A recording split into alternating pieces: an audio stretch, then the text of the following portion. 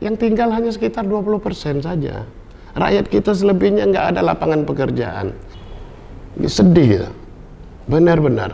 Kita harapkanlah kepada pemerintah untuk menunda sedikit waktu.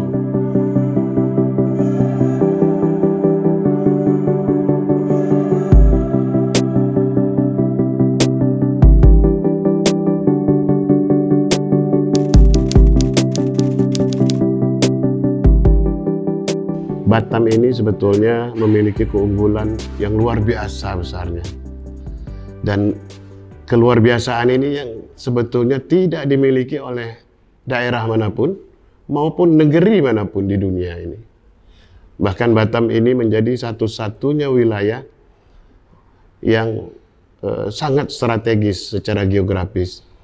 Dan tentunya ini harus mampu kita manfaatkan sehingga nanti ke depan kita menjadi daerah yang maju. Kita mendengar konsep Bandar Madani sudah tepat itu ya, menjadikan kota Batam ini bandar. Artinya menjadi kota pelabuhan. Di mana-mana dunia yang namanya kota pelabuhan itu pasti maju daerahnya. Karena disitulah terjadi transaksi komoditi serta multiplier efek yang diciptakan dari kegiatan maritim itu luar biasa besarnya.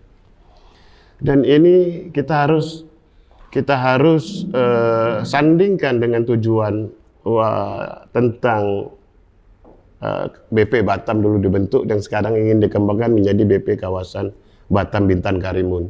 Ya, menurut saya bagus-bagus saja sih. Selama keinginan apa yang diamanatkan undang-undang itu tercapai.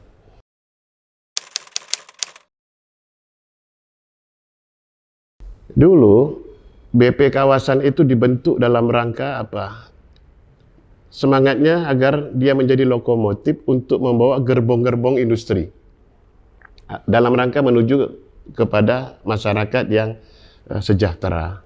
Juga di samping itu menjadi barometer ekonomi nasional dan kemudian meningkatkan daya saing dengan luar negeri. Kan itu semangat dan tujuan undang-undang itu di dalam penjelasan undang-undang tentang FTZ. Sekarang ada pergeseran jadinya. Soalnya BP kawasan itu menjadi suatu tanda kutip menjadi badan yang menggerakkan ekonomi. Ya terbalik sudah.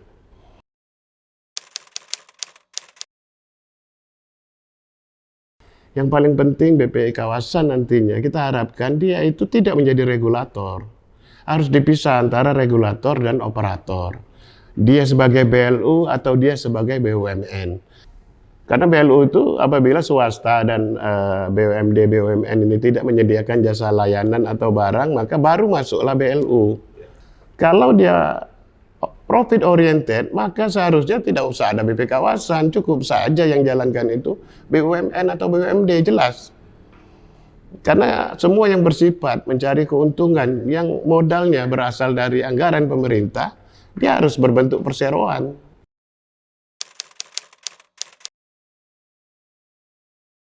Namun yang kita harapkan RPP ini mampu mendorong terciptanya itu tadi, kesejahteraan rakyat dengan berasaskan ekonomi yang dengan potensi yang kita miliki ini. Harusnya bisa. Kita tak punya sumber daya lain-lain masalahnya.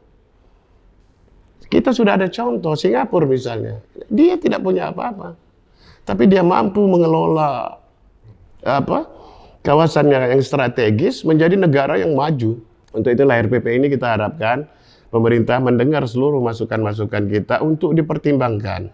Pertama, RPP ini nantinya pada saat dia disahkan itu tidak bertentangan dengan undang-undang yang lain. Sehingga ada kepastian hukum di situ.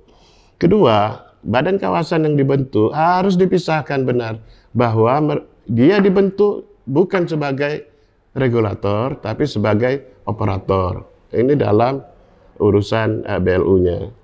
Tentang kelembagaannya sendiri, dia harus tunduk dengan kementerian terkait. Kementerian sudah diatur tugas dan fungsinya.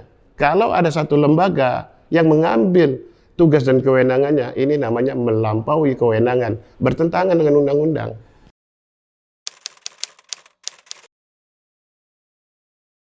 Pada saat BP Batam ini dibentuk, ini sudah cacat lahir menurut pandangan saya.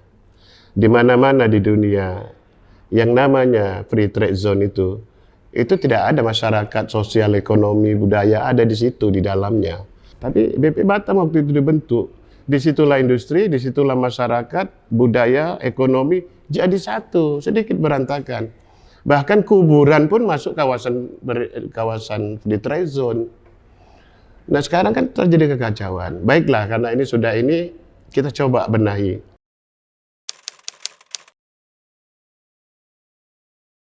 Saya kemarin fokus hanya di kepelabuhanan.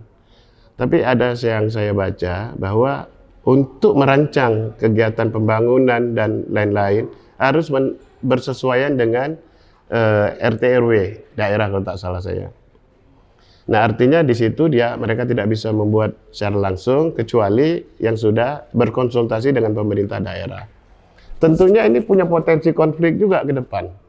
Kita akan kira-kira mengulangi hal yang sama sebelumnya. Jika nanti dua pimpinan ini tidak klop, akan terjadi nanti hambat-menghambat ini.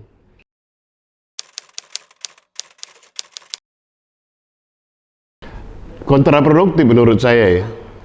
Di mana kita tahu daerah saja kekurangan anggaran.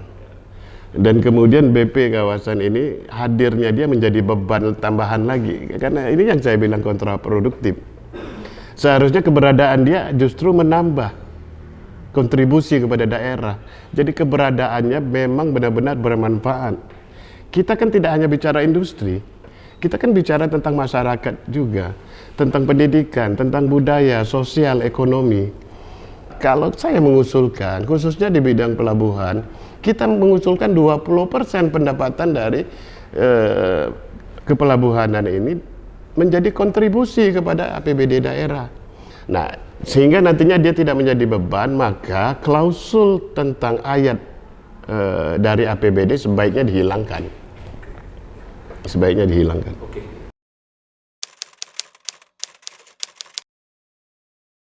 Saya berkesempatan juga hadir di dalam rapat Zoom meeting ya, Zoom meeting yang terus terang saya dapat bahannya juga mendadak. Tapi kala itu saya minta ini agar diatur dan mendapat masukan seluas-luasnya agar RPP ini benar-benar mampu membawa kita kepada kesejahteraan dan kemajuan lah begitu.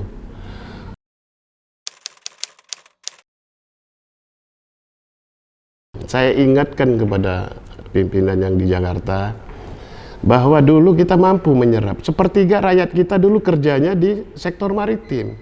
Sepertiga rakyat kita. Kita pernah mencatat ada 380.000 orang bekerjanya di sektor maritim dan industri pabrikasi minyak dan gas. Tapi sekarang apa yang terjadi? Yang tinggal hanya sekitar 20% saja. Rakyat kita selebihnya nggak ada lapangan pekerjaan.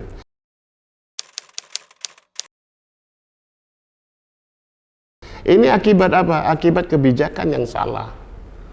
Padahal kita sudah memiliki semua. Kita sudah memiliki letak yang strategis. Kita punya infrastruktur yang cukup. Kita punya shipyard ada 100 lebih jumlahnya.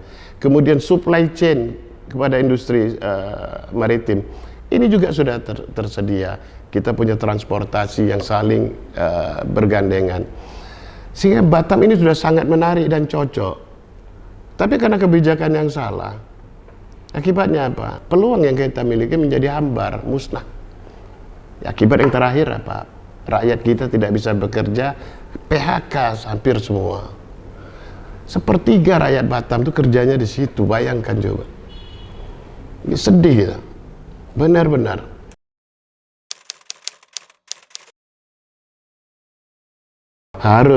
Harus untuk mendapatkan yang terbaik, maka kita harus butuh waktu yang cukup. Kita harapkanlah kepada pemerintah untuk menunda sedikit waktu agar mendapat masukan yang seluas-luasnya, agar RPP ini pada saat disahkan benar-benar berkualitas.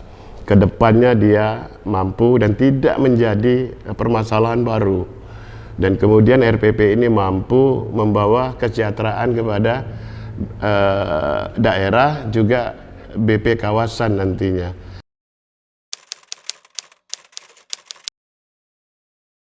Khusus di pelabuhan saya, kebetulan kita INSA, dan INSA ini saya sampaikan bahwa salah satu organisasi, asosiasi yang masuk di dalam undang-undang.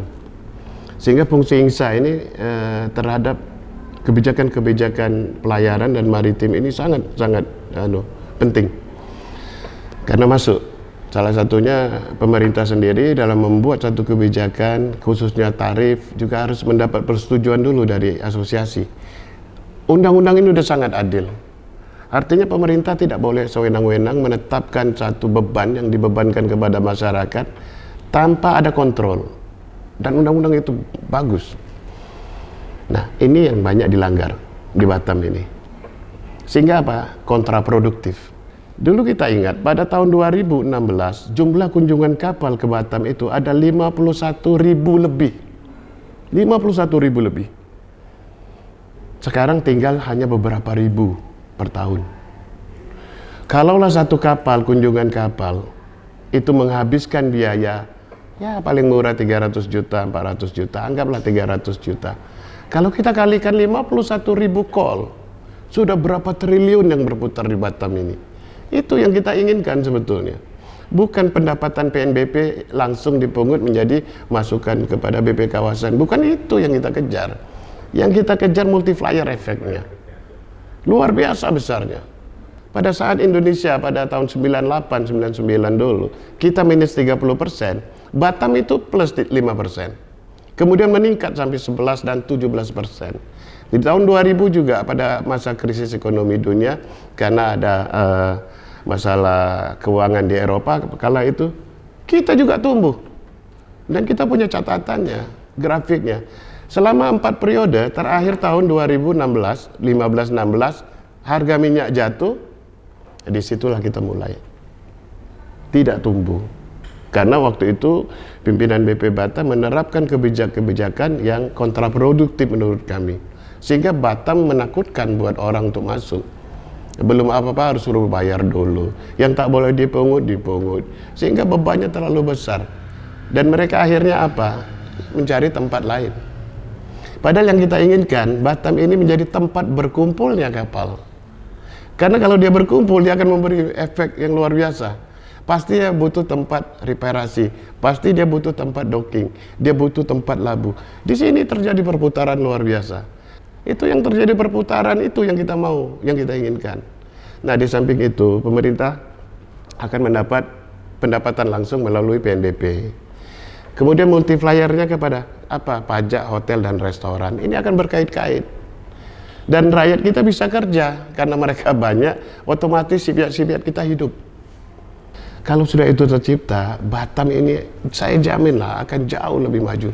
Dan akan memberi manfaat kesejahteraan pada rakyat kita.